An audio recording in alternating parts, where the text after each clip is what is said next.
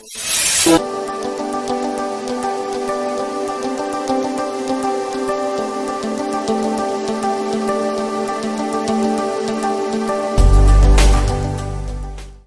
and hello student.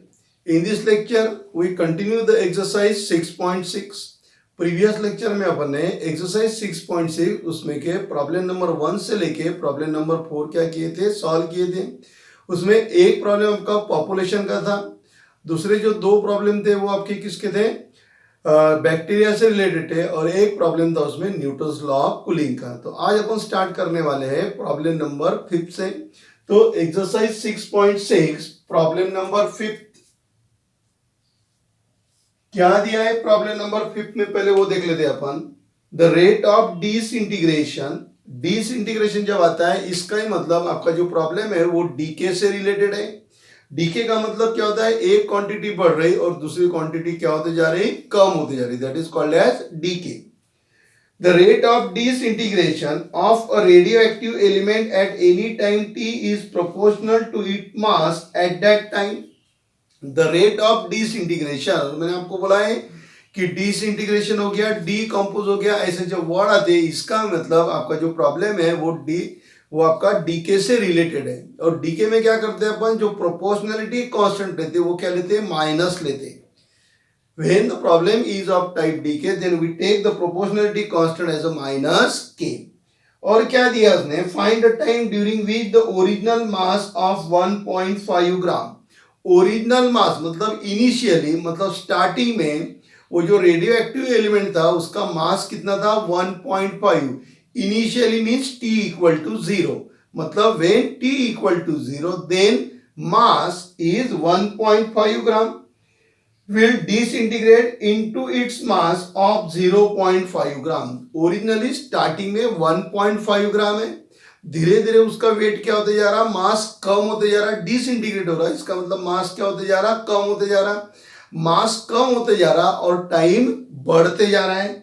तो उसने बोला है कि ओरिजिनली जो 1.5 ग्राम का जो एलिमेंट है वो कितने देर बाद 0.5 ग्राम में कन्वर्ट हो जाएगा, कितने देर बाद, मीन हाउ मेनी टाइम्स, मतलब आपको टी फाइंड आउट करना है। क्या फाइंड आउट करना है आपको, टी फाइंड आउट करना है। ओके, तो चलिए फिर सॉल्व करते हैं ये problem. Let M be the mass है करके मैंने एम यूज किया। Let M be the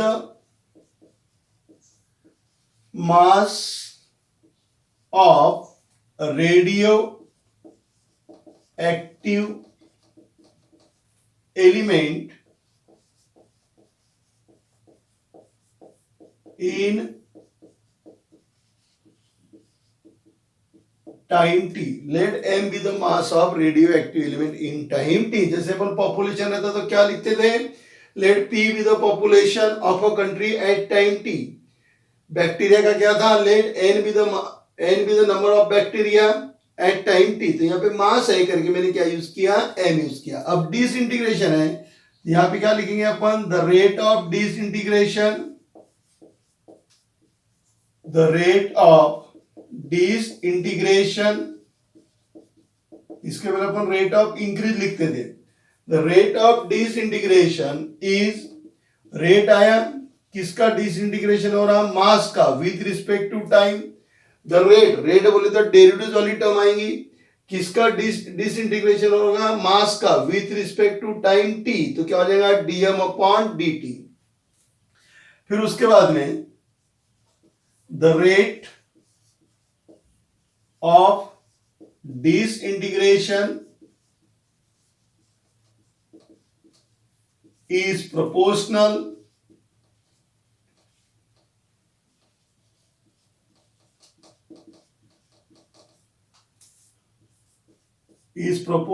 to mass at time t. So therefore dm upon dt is proportional to m. Solve करेंगे इसको, dm upon dt minus km, where k equal to proportionality constant and k is greater than 0. Note down करके रखना minus, because it is the problem of decay and when the problem is of decay then the proportionality constant as a minus K. अब variable separable form में लाना है, so dm upon m equal to minus K dt. So this is in variable separable form, integrating both the side.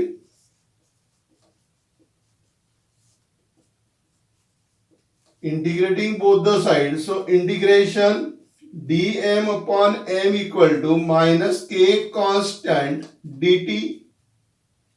नीचे का derivative ऊपर है, so log m equal to minus kt plus c. Give as equation number 1 where c equal to integrating constant. अब ये हो गया आपका initially condition क्या दिया था, इनिशियली उसने बोला है the original mass of 1.5 gram, the originally दिया ना, the original mass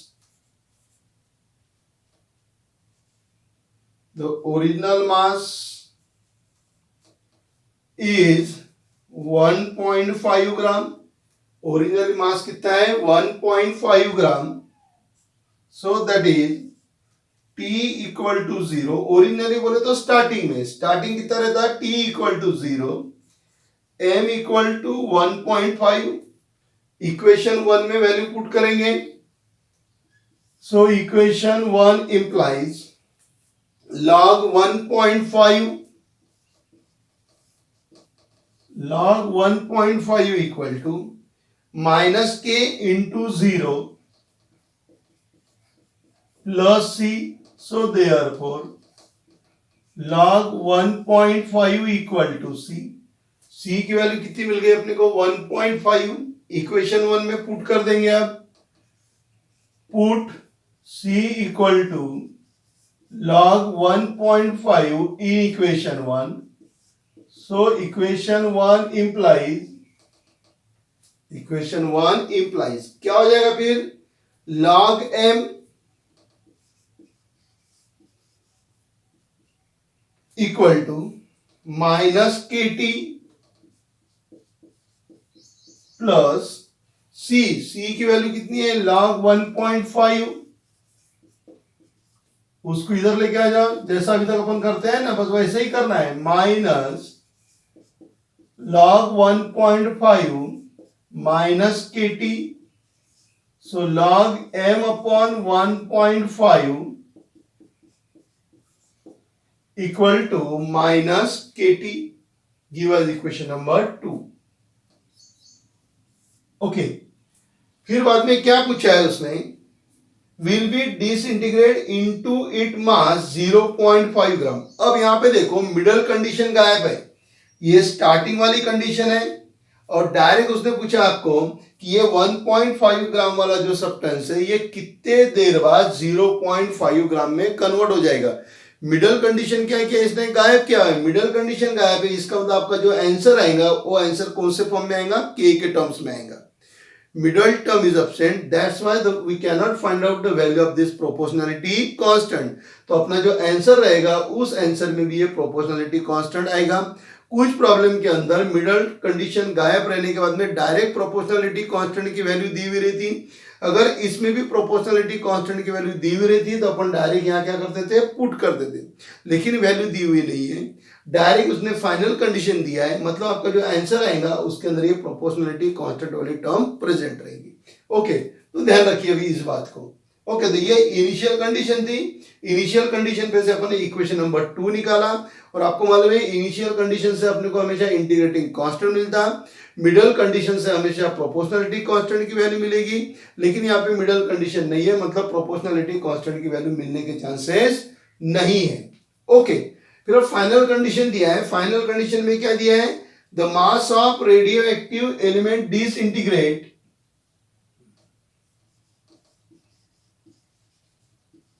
the mass of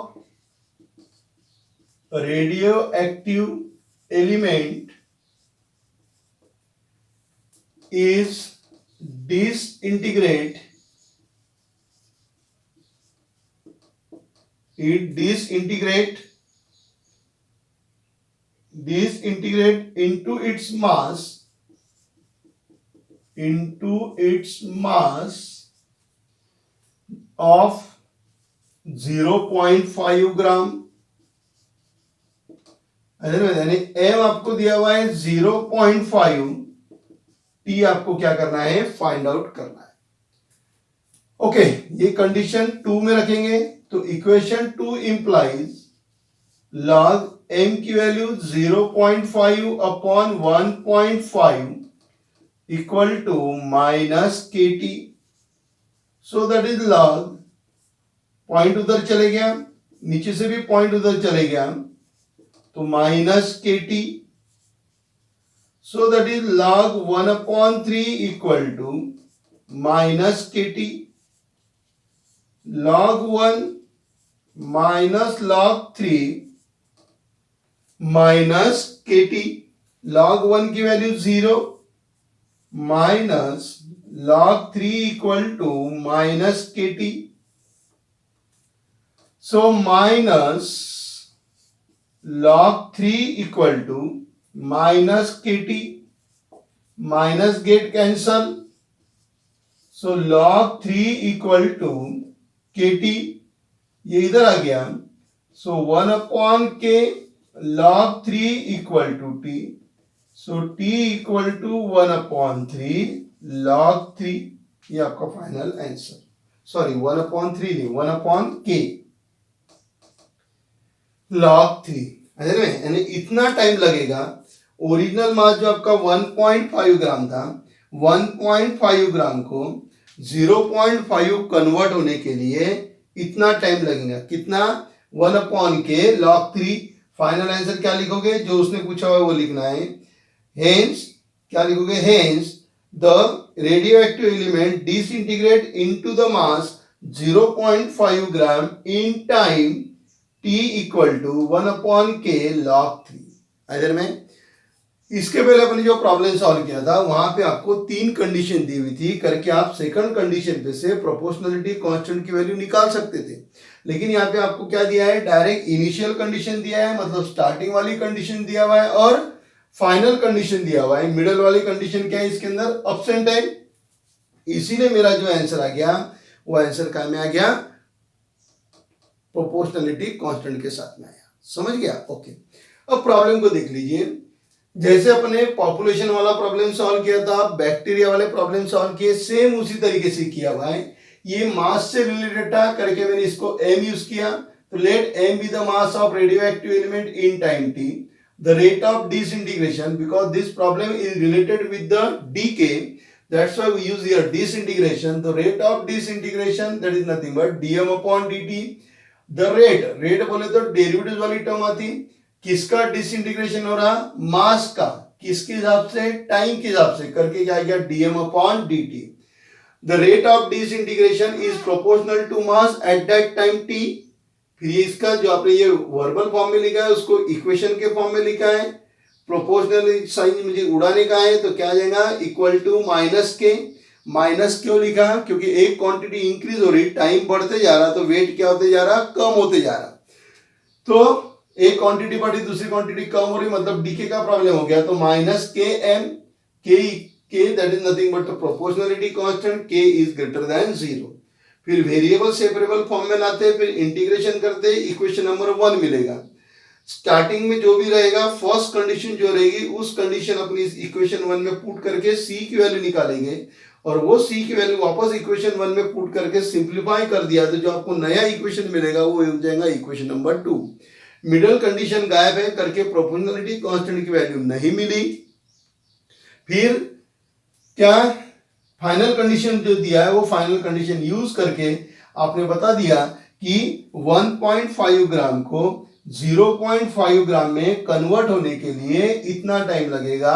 कितना? 1/k log 3। आइदर में फाइनल आंसर नीचे बराबर लिखने का है।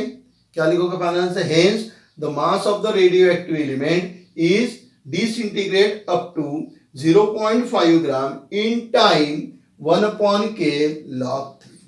ओके, तो इस तरीके से अपने प्रॉब्लम नंबर 5 क्या किया? सॉल्व किया।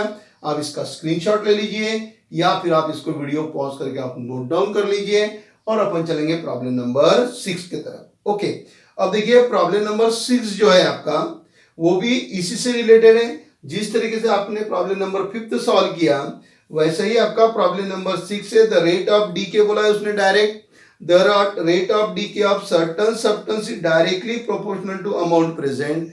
कहने का मतलब ये है कि जिस तरीके से अपने प्रॉब्लम नंबर 5 सॉल्व किया ऐसा ही अपन प्रॉब्लम नंबर क्या करेंगे 6 वाला सॉल्व करेंगे।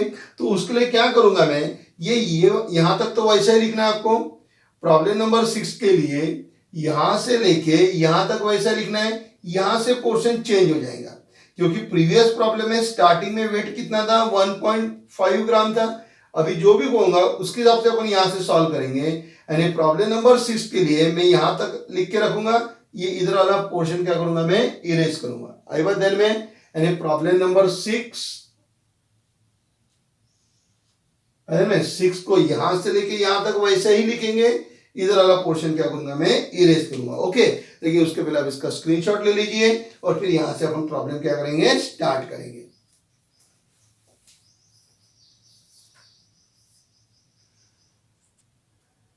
प्रॉब्लम नंबर 6, जैसे मैंने आपको बताया था कि 6 नंबर के प्रॉब्लम में क्वेश्चन नंबर 5 का यहां से यहां तक पार्ट सेम रहेगा।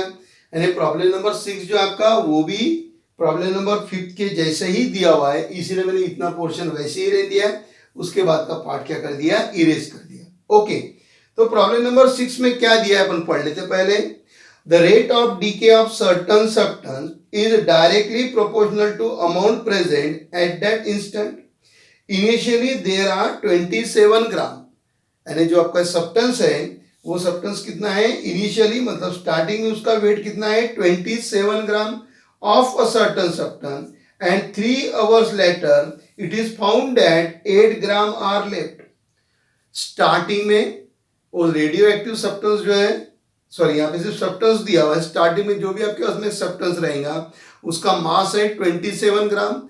3 घंटे बाद उसका वेट क्या हो गया कम हो गया, उसका मास कम हो गया और वो कितना रह गया 8 ग्राम आर लेफ्ट, मतलब 8 ग्राम रह गया। 3 घंटे के अंदर 27 ग्राम धीरे धीरे कम होते होते कहां तक पहुंच गया 8 ग्राम तक पहुंच गया। Find the amount left after 1 more hour. Find the amount left after 1 more hour, यानी 4 घंटे बाद उसका वेट कितना रहेगा वो अपने को फाइंड आउट करना है। यहाँ पे तीनों कंडीशन दिया है। पहली condition initially the mass is 27 gram, ये पहली कंडीशन।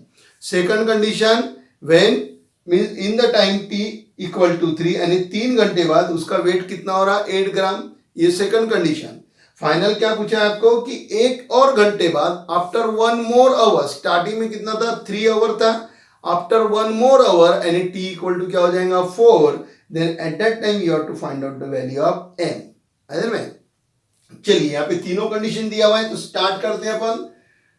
तो यहां से यहां तक आप लिख ही लेना प्रॉब्लम, फिर उसके बाद में initially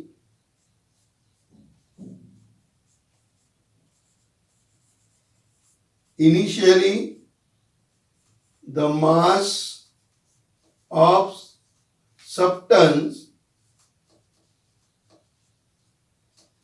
is 27 gram, so that is T equal to 0, M equal to 27। Equation 1 में पुट करेंगे। पिछले प्रॉब्लम में क्या था इनिशियली द मास इज 1.5 था, अब कितना है 27 है। log m means log 27 equal to minus के into 0, log 27 equal to minus के into 0 plus c। So therefore log 27 equal to c, put c equal to log 27 in equation 1। So equation 1 implies log m equal to minus के T plus सी की value put कर दो, that is log 27. So log m minus log 27 equal to minus kt. So log m upon 27 equal to minus kt. Give us equation number 2. Okay, कोई problem यहाँ तक? जिस तरीके से पिछला प्रॉब्लम सॉल्व किया सेम उसी तरीके से सॉल्व कर रहे हैं, सिर्फ यहाँ पे क्या आया था 1.5 ग्राम आया था। क्यों? क्योंकि इनिशियली मास कितना था 1.5 ग्राम था, यहाँ पे इनिशियली मास कितना है 27 ग्राम है, तो क्या हो जाएगा 27। सेकंड कंडीशन क्या दिया है, after 3 hours, in 3 hours,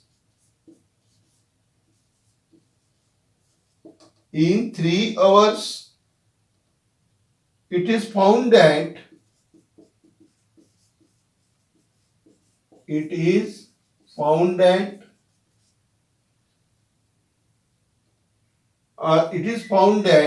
the substance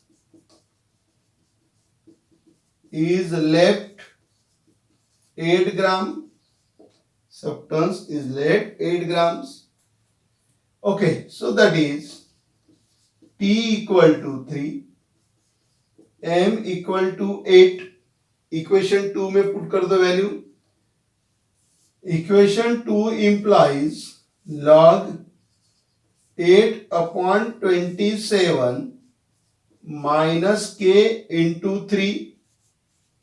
So that is equal to log 8 upon 27 minus 3k.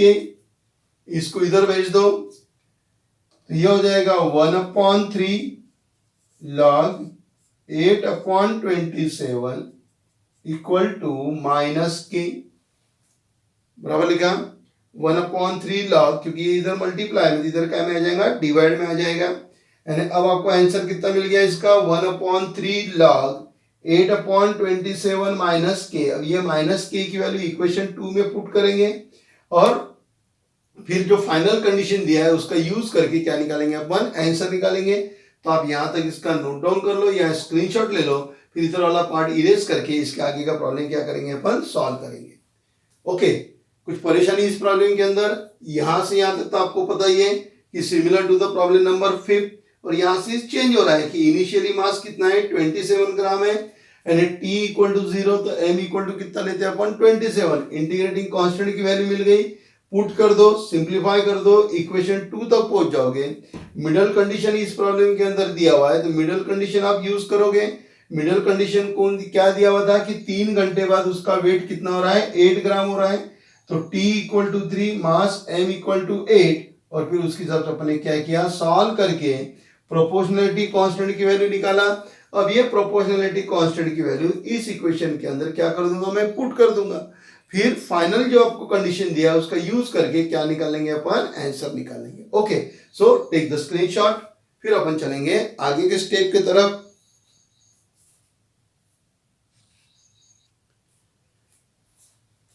ठीक है, ये माइनस के की वैल्यू इक्वेशन 2 में पुट कर दें।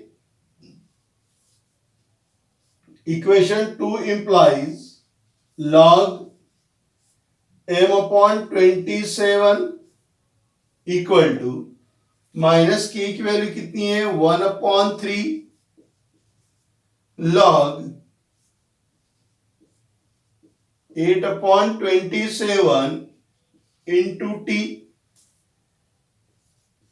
हो गया log m/27 log 8/27, ये आ जाएगा इधर t/3, give us equation number 3।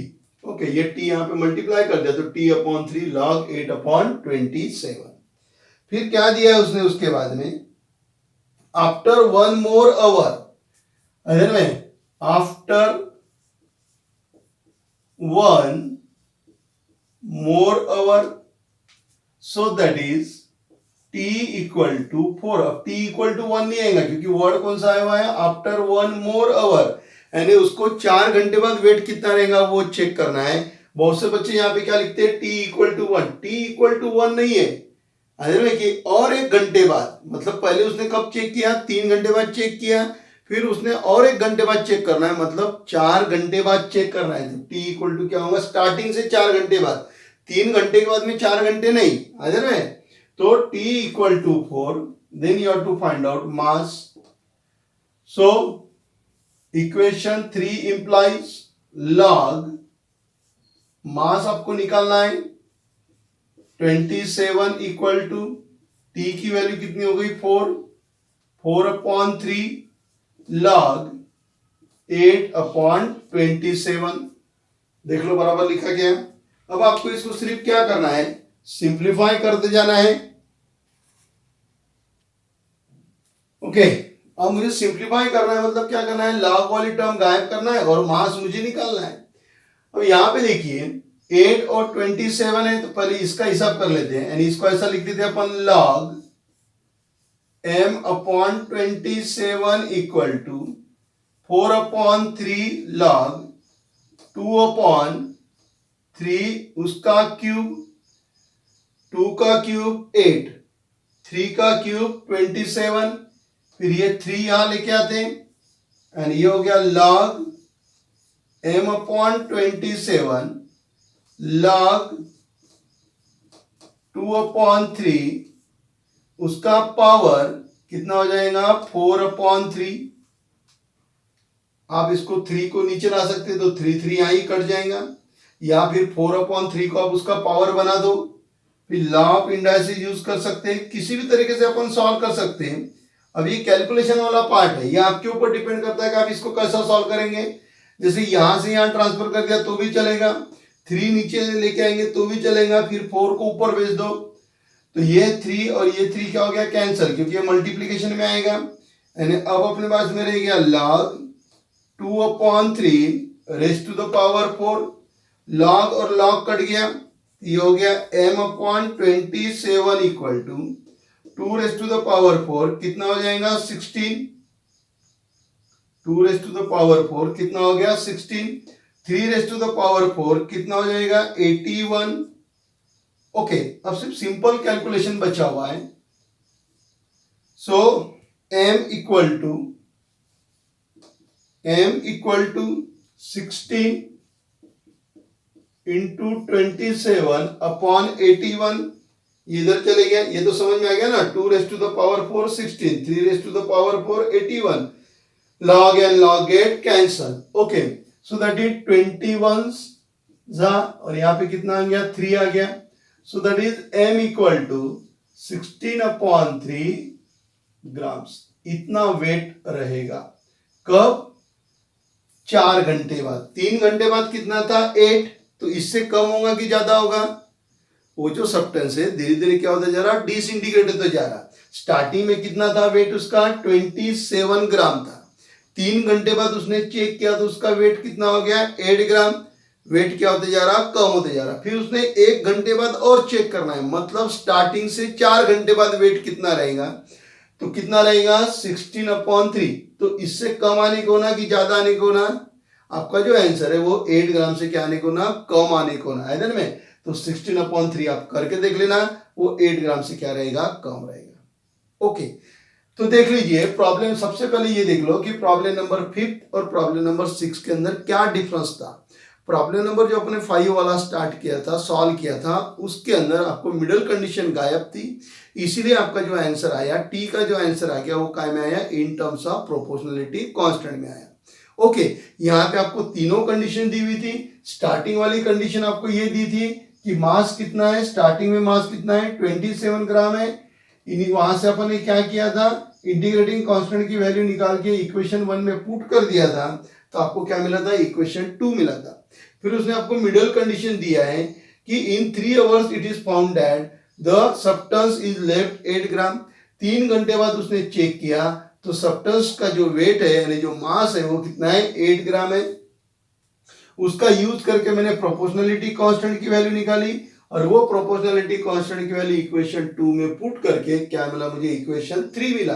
अब यहां से मुझे फाइनल कंडीशन यूज करना है। फाइनल कंडीशन में उसने क्या बोला है, आफ्टर 1 more hour, स्टार्टिंग में क्या था उसका 3, 1 more hour मतलब और 1 घंटे बाद उसको चेक करना है, मतलब स्टार्टिंग से 4 घंटे, यहां से 4 घंटे नहीं, कहां से, स्टार्टिंग से 4 घंटे, तो स्टार्टिंग से 4 घंटे तो क्या रहेगा, t इक्वल टू 4 रहेगा, you have to find out mass, फिर यहाँ पे अपन ने t की वैल्यू 4 पुट करके उसको क्या किया, सिंप्लीफाई कर दिया, तो 4 घंटे बाद वो जो सब्सटेंस है उसका जो मास है वो कितना रहेगा, 16/3 ग्राम्स, यानी इससे आपका आंसर क्या आने को ना, कम आने को ना, क्यों, क्योंकि टाइम बढ़ रहा है, जब टाइम बढ़ रहा है तो उसका जो वेट है, जो मास है उस एलिमेंट का, वो क्या होते जा रहा है, कम होते जा रहा है। इधर में फाइनल आंसर बराबर लिख देना कि after 1 hour the mass of that substance is 16/3 grams. Okay, तो प्रॉब्लम नंबर 5 और प्रॉब्लम नंबर 6 एकदम सिमिलर था, सिर्फ डिफरेंस था कि प्रॉब्लम नंबर 5 के अंदर मिडल कंडीशन गायब थी और प्रॉब्लम नंबर 6 के अंदर मिडल कंडीशन दी हुई है। तो आप इसका स्क्रीनशॉट ले लीजिए या फिर आप इसको नोट डाउन कर लीजिए, फिर अपन चलेंगे प्रॉब्लम नंबर 7 के तरफ जो पॉपुलेशन से रिलेटेड है। Okay, so take the screenshot and ready for the next problem, problem number 7।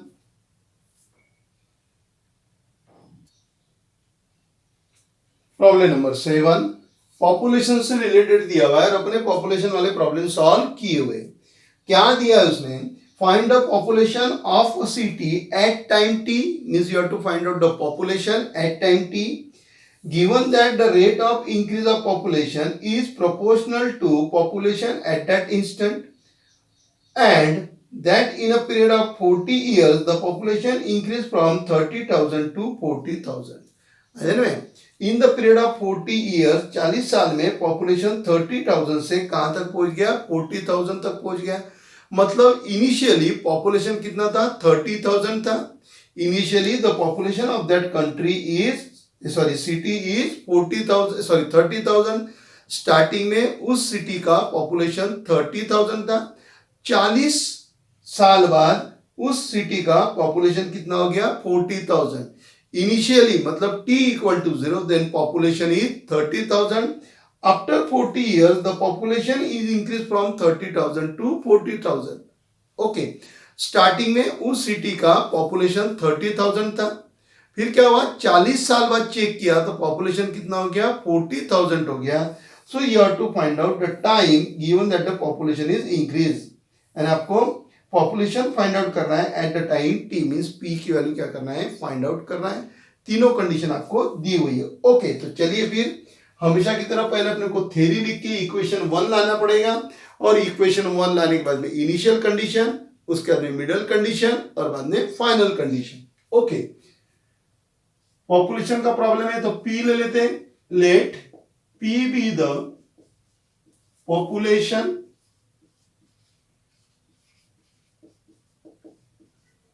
of city in time t years। Okay, फिर अब इंक्रीज हो रहा, the rate of increasing, the rate of increasing,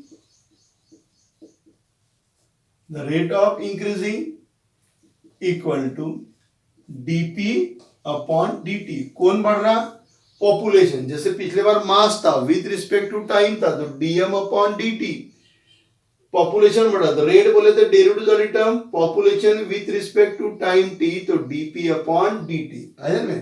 फिर उसके बाद में the rate of increasing in population is proportional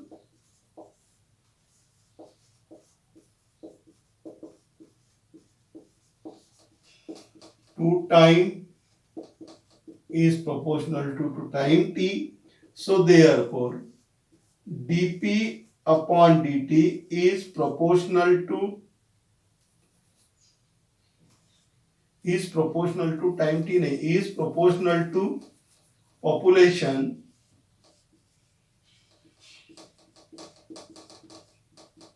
in time t। so dp upon dt is proportional to p। अब variable separable form में लाना है, बस हो गया। फिर dp upon dt equal to kp, since k equal to proportionality constant, minus K आएगा कि देख लो पहले, माइनस नहीं आएगा, क्यों? क्योंकि दोनों क्वांटिटी बढ़ते जा रही।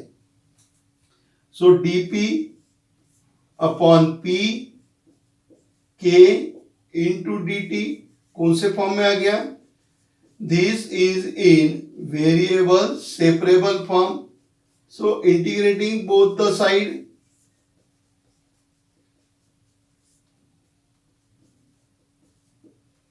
integrating both the side, so integration dp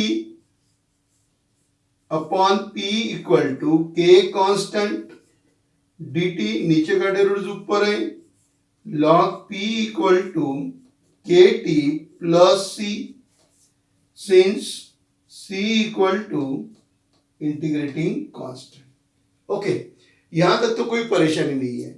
अगर सबटेंस का प्रॉब्लम है तो अपन m लेते, यानी आपको मिलता log m equal to k T plus C. Bacteria का प्रॉब्लम है तो n लेते हैं, तो क्या मिलता है? log n equal to k T plus सी। ये सीईटी के लिए बहुत काम आता है। ये जो मैं आपको ऐसा बीच बीच में समझा के देता हूँ, ये उसी पर्पज से कि आप लोगों को ध्यान में रहने को ना, ये जो इक्वेशन बनाया पॉपुलेशन का है तो अपन p लेते तो log p, बैक्टीरिया का प्रॉब्लम है अपन n लेते तो log n, radio active substance का था मास से रिलेटेड था करके अपन क्या लेते थे? m, यानी क्या होता था? log m equal to k T plus सी। अगर आप इसकी बार बार अगर प्रैक्टिस करोगे आप, तो सीईटी के लिए आपके ये फंडे बहुत क्लियर हो जाएंगे। डायरेक्ट आप इक्वेशन 1 सेकंड कंडीशन पढ़ के इक्वेशन 2 और डायरेक्ट आप इक्वेशन 3, यानी 3 या 4 स्टेप में अपन ये प्रॉब्लम क्या कर सकते हैं? सॉल्व कर सकते हैं। ये तो अपन जो देख रहे हैं ये बोर्ड के हिसाब से देख रहे हैं अपन, कि बोर्ड में अगर ये प्रॉब्लम आता है तो अपने किस तरीके से सॉल्व करना चाहिए करके इधर में। तो आप क्या कीजिए, ये प्रॉब्लम पूरे आप ऑब्जर्व कीजिए और ये चेंजेस ध्यान में रखा कीजिए कि पॉपुलेशन के प्रॉब्लम में इक्वेशन 1 क्या बनता है, इक्वेशन 2 कैसा हो रहा है,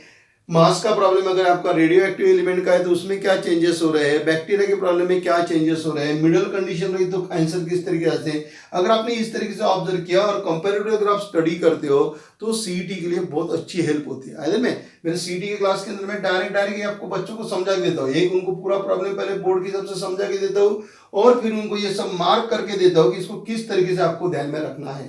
अगर मैं तो मेरा सीईटी वाला लेक्चर देखिए तो उसमें आपको ये मिल जाएगा। तो log p equal to k T plus सी हो गया अपना इक्वेशन नंबर 1। स्टार्टिंग में कितना वेट ये था उसका पॉपुलेशन, वो आप देख लीजिए। इनिशियली उसका पॉपुलेशन कितना था? 30,000 था initially.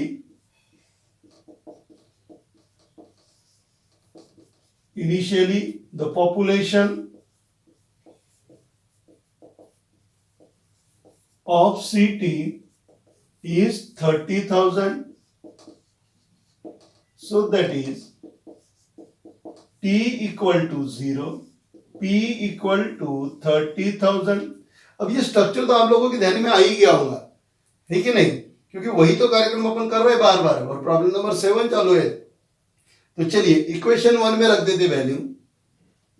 Equation 1 implies log P यानी log 30,000 equal to KT, T की value 0 plus C, so that is log 30,000 equal to C, put C equal to log 30,000 in equation 1. So equation 1 implies log P equal to KT plus C की value कितनी है? log 30,000। Transfer कर दो इधर, and ये हो गया log P minus log 30,000 equal to KT। So log P upon 30,000 equal to KT। Equation number कितना हो गया? 2 हो गया। इक्वेशन 1 वहां से इनिशियल कंडीशन पे से इंटीग्रेटिंग कांस्टेंट की वैल्यू निकाल के इक्वेशन 1 में पुट कर दिया। सिंप्लीफाई करके आपको जो मिल गया वो हो गया आपका इक्वेशन नंबर 2। फिर उसने क्या दिया हुआ है, in a period of 40 years, in a period of 40 years the population is 40,000, is 40,000, so that is t equal to 40, p equal to 40,000। ये वैल्यू कहाँ पुट करेंगे, इक्वेशन नंबर 2 में पुट करेंगे। इधर जगह नहीं है तो आप इसका स्क्रीनशॉट ले लीजिए। फिर अपन क्या करेंगे, इधर वाला पार्ट इरेज करके इसके आगे का प्रॉब्लम क्या करेंगे, सॉल्व करेंगे। इस प्रॉब्लम को समझा देने की जरूरत है आपको।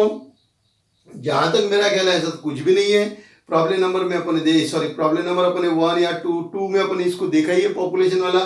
फिर भी जिन बच्चों ने इसकी प्रीवियस लेक्चर नहीं देखा होगा उनको मैं समझा के देता हूँ। पॉपुलेशन से करके मैंने यहाँ पी यूज किया, द रेट ऑफ इंक्रीजिंग है करके DP upon D, population with respect to T है करके पी अपॉन टी वाला कंसेप्ट आ गया है। The rate of increase is proportional to the number of population of a city at that time T, therefore dp upon dt is proportional to p। Proportional का sign हटा दिया तो k equal to proportionality constant. फिर अपने को variable separable form में लेके आके क्या करते हैं अपन उसको इंटीग्रेटिंग करते हैं। इंटीग्रेटिंग इक्वेशन 1 मिला, इनिशियल कंडीशन यूज करके अपन इंटीग्रेटिंग कांस्टेंट की वैल्यू निकालते हैं। वो इक्वेशन 1 में पुट करके जो आपको सेकंड मिलता है वो आपका इक्वेशन नंबर क्या हो गया, 2 हो गया। फिर सेकंड कंडीशन यूज करके अपन यहाँ से k की वैल्यू निकालेंगे और वो k की वैल्यू इक्वेशन 2 में पुट करके उसमें से अपन फाइनल निकालेंगे। Okay, so take the screenshot and ready for the next.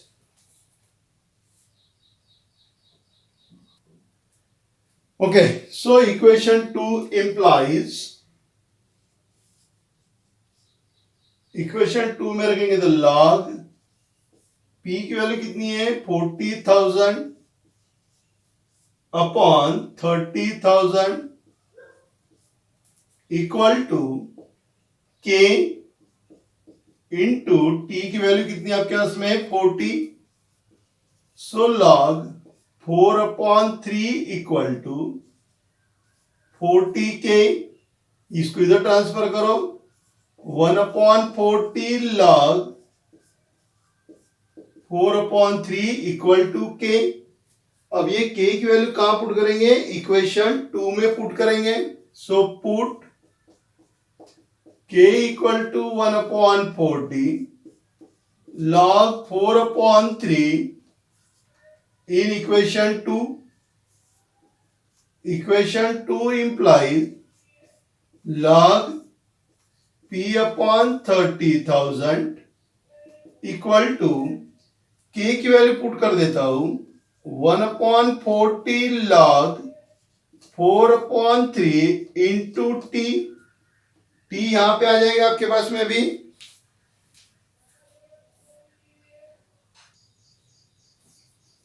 T को इधर लेके आएंगे मल्टीप्लाई में, ये हो गया log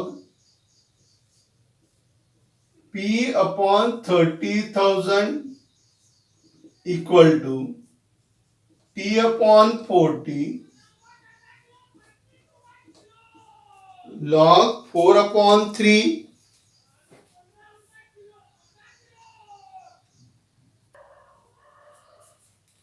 So that is log in bracket p upon 30,000 log 4 upon 3 raised to the power t upon 40। log और log कैंसिल हो गए तो क्या रहेगा अपने पास में, p upon 30,000 equal to 4 upon 3 raised to the power t upon 40। 30,000 को transfer कर दो, p equal to 30,000 into 4 upon 3 raised to the power t upon 40। ये आपका आंसर है में। यानी कितना रहेगा population, the population is 30,000 4 upon 3 raised to the power t upon 40।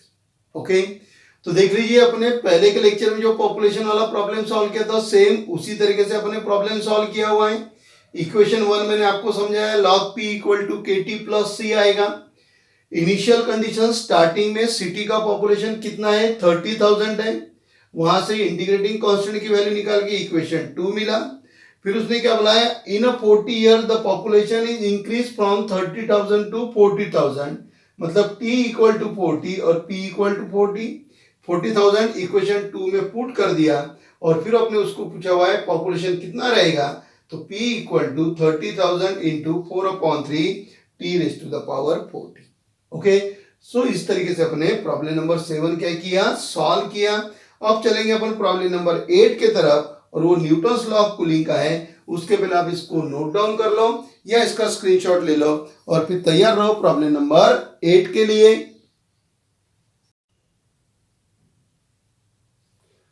Problem number 8 Newton's law of cooling का दिया हुआ है। A body cool according to Newton's law from 100 degree centigrade to 60 degree centigrade in a minute, the temperature of the surrounding being 20 degree centigrade, how long will it take to cool down to 30 degree centigrade? Okay, body जो है उसका starting का कितना है, उसका 100 degree centigrade, वहां से क्या हो रहा है, वो कूल हो रहा है 60 डिग्री सेंटीग्रेड इन 20 मिनट। ओरिजिनल जो है मतलब स्टार्टिंग में बॉडी का जो टेम्परेचर है वो 100 डिग्री सेंटीग्रेड है। 20 मिनट के बाद जब उसने वापस वो बॉडी का टेम्परेचर नोट डाउन किया तब कितना हो गया, वो 60 डिग्री सेंटीग्रेड हो गया। Means initially the temperature of the body is 100 degree in a 20 minute, means after 20 minute the temperature of the body is 60 degree. Body का टेम्परेचर क्या हो गया, कम हो गया 60 degree. Okay, the temperature of the surrounding is 20 degree.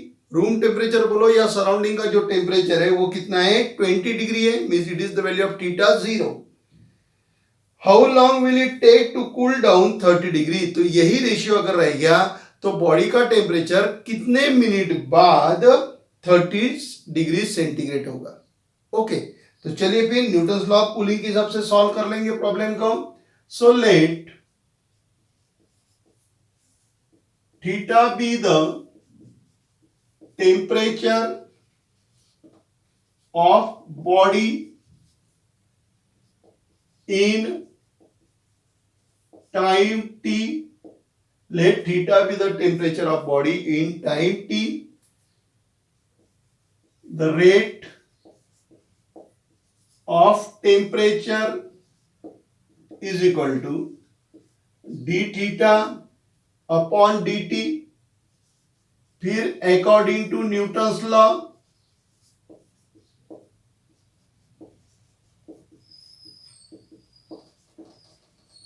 According to Newton's law क्या है फिर Newton's law आपके पास में, d theta upon d t is proportional to theta minus theta 0। थीटा क्या है, temperature of the body, theta 0 room temperature, so theta 0 is temperature of surrounding, so d theta upon dt equal to minus के theta minus theta 0। एक quantity बढ़ रही दूसरी quantity कम हो रही, टाइम जैसे जैसे बढ़ रहा वैसे बॉडी का टेम्परेचर क्या होते जा रहा, कम होते जा रहा, इसलिए माइनस के आ जाएगा। So k equal to proportionality constant d theta,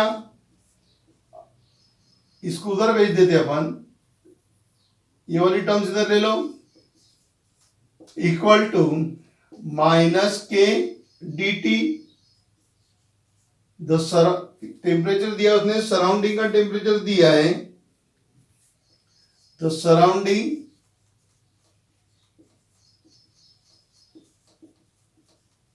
temperature is 20 degree centigrade. So therefore theta 0 equal to 20. So d theta upon theta minus 20 equal to minus k dt. So this is in variable separable form. integrating both the side, integrating both the side. So integration d theta upon theta minus 20 minus k into integration dt. नीचे का derivative ऊपर है, so log theta minus 20 equal to minus के T plus C. Initially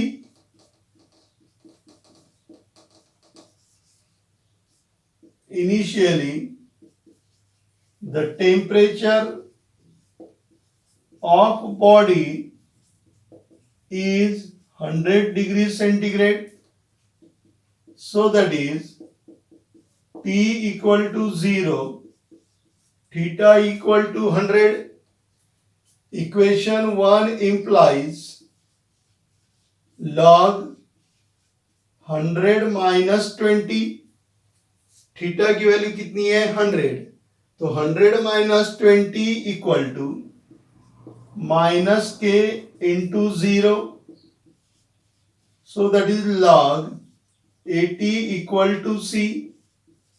put c equal to log 80 in equation 1. अब ये जो अपने को c की वैल्यू मिल गई, ये c की वैल्यू कहां पुट करेंगे, इक्वेशन 1 में पुट करेंगे तो आपको इक्वेशन 2 मिलेगा.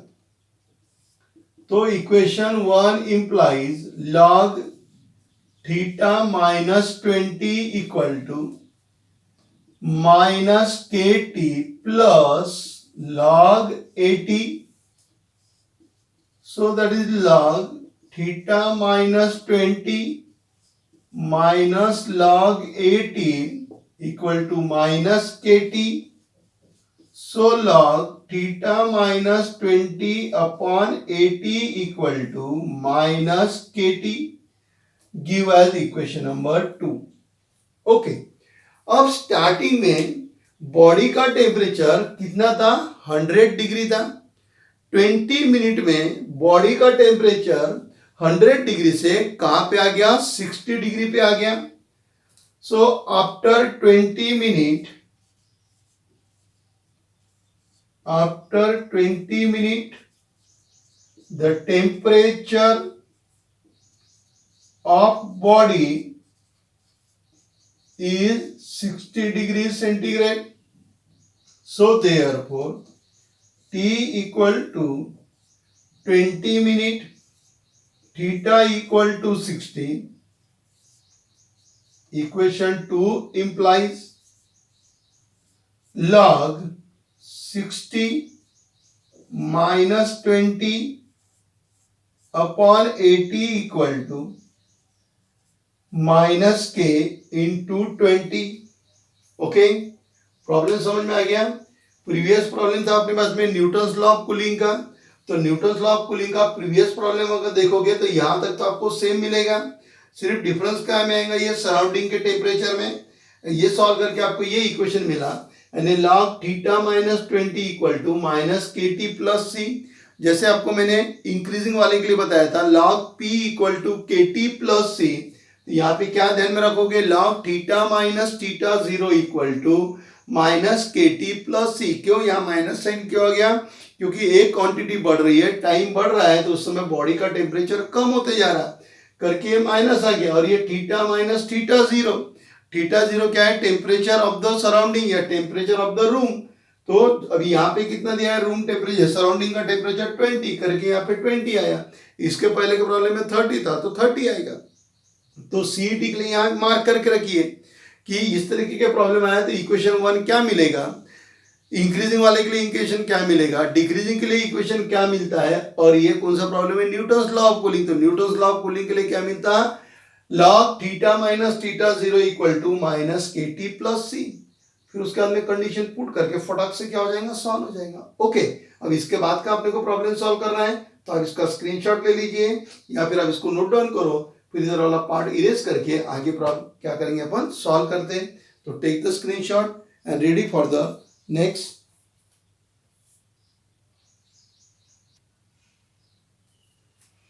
सिंप्लीफाई करेंगे अब इसको, तो log 60 minus 20 means 40 upon 80 equal to minus 20k. So that is log 1 upon 2 equal to minus 20k. So 1 upon 20 log 1 upon 2 equal to minus k. Equation 2 में वैल्यू पुट कर दो। So put minus k equal to 1 upon 20 log 1 upon 2 in equation 2। So equation 2 implies log theta minus 20 upon 80 equal to minus के की value कितनी है मेरे पास में 1 upon 20 log 1 upon 2 into t. K की वैल्यू पुट कर दिया मैंने इक्वेशन नंबर 2 के अंदर। तो के की जगह क्या लिखा, माइनस के की जगह क्या लिखा अपने 1 upon 20 log 1 upon 2 T. Okay, यहां तक समझ गया प्रॉब्लम सभी को। ये टी यहां पे लेके आते हैं, तो ये हो गया log theta minus 20 upon 80 equal to t upon 20 log 1 upon 2 equation number 3। अब फाइनल कंडीशन क्या दिया है फाइनल कंडीशन में, how long it will take the cool down to 30 degree. The temperature of body is 30 degree centigrade, then time t वो आपको क्या करना है फाइंड आउट करना है। So that is theta equal to 30, t आपको क्या करना है फाइंड आउट करना है। कहां में पुट करेंगे, इक्वेशन 3 में पुट करेंगे। इक्वेशन 3 इंप्लाइज लॉग थीटा कितना दिया है 30 minus 20 upon 80 equal to t तो फाइंड आउट करना है upon 20 equal to log 1 upon 2। तो ये हो गया मेरे पास में लॉग कितना हो गया 10 upon 80 t upon 20 log 1 upon 2 and ये हो गया log 1 upon 8 equal to t upon 20 log 1 upon 2। Okay, इसके आगे और सॉल्व करना है तो थोड़ा सा अपने को इस तरह का पार्ट क्या करना पड़ेगा, इरेज करना पड़ेगा। तो पहले देख लो अपने को दिया हुआ क्या था और इससे प्रॉब्लम अपना बराबर सॉल्व हो रहा कि नहीं हो रहा। इनिशियल कंडीशन मतलब स्टार्टिंग में बॉडी का टेम्परेचर 100 डिग्री था, वहां से अपने वो कंडीशन इक्वेशन 1 में पुट करके इंटीग्रेटिंग कांस्टेंट की वैल्यू निकाला, फिर इक्वेशन 1 में रख दिया, आपको क्या मिला इक्वेशन 2। सेकंड कंडीशन क्या दिया था उसने कि 20 मिनट बाद बॉडी का जो टेम्परेचर है वो कहां तक पहुंच रहा, 60 डिग्री तक पहुंच रहा। 100 डिग्री से 60 डिग्री तक बॉडी का टेम्परेचर आने के लिए समय कितना लगा 20 मिनट। उस पे से अपने क्या किया माइनस के की वैल्यू फाइंड आउट किया और माइनस के की जो भी कुछ वैल्यू आती है इक्वेशन 2 में रख दिया, तो क्या मिला आपको इक्वेशन 3 मिला। अब फाइनल कंडीशन आ गई, मतलब फाइनल आंसर निकालने का टर्म्स आ गया। अब फाइनल में क्या बोलता है कि बॉडी का टेम्परेचर 30 डिग्री आने के लिए कितना टाइम लगेगा, आया में मींस थीटा इक्वल टू 30, तो you have to find out the time. फिर अपने को टाइम निकालना है, तो ये जो भी वैल्यूज है ये वैल्यू इक्वेशन 3 में पुट करके यहां तक पहुंच गए अपन। अब इसके आगे का अपने को सॉल्व करना है, तो थोड़ा सा इधर वाला पार्ट अपन इरेज कर लेते हैं और इसके बाद वाला पार्ट इधर क्या करते हैं अपन सॉल्व करते हैं। ओके, तो अब इधर का स्क्रीनशॉट ले लीजिए, फिर अपन चलेंगे आगे के स्टेप की तरफ।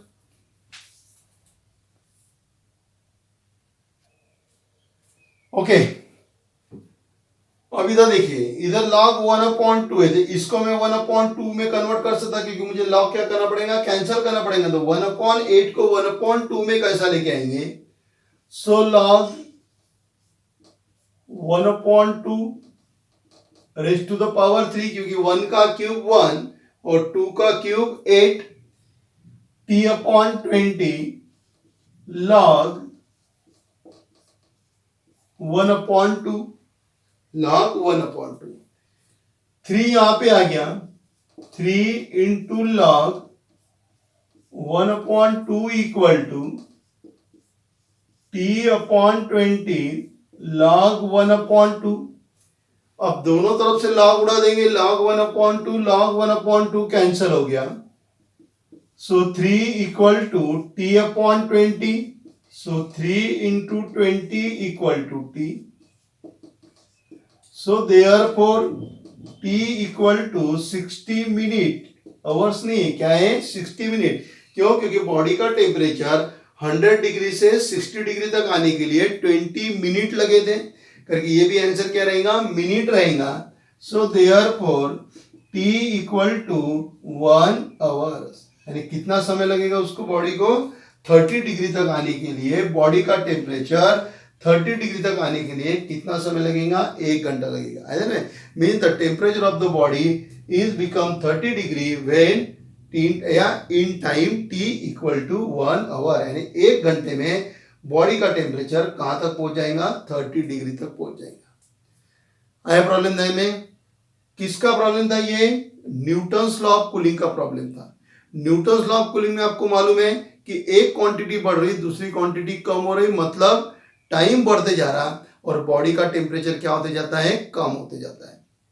ओके, इसीलिए अपने प्रोपोर्शनलिटी कांस्टेंट में क्या लिया था, -k लिया था।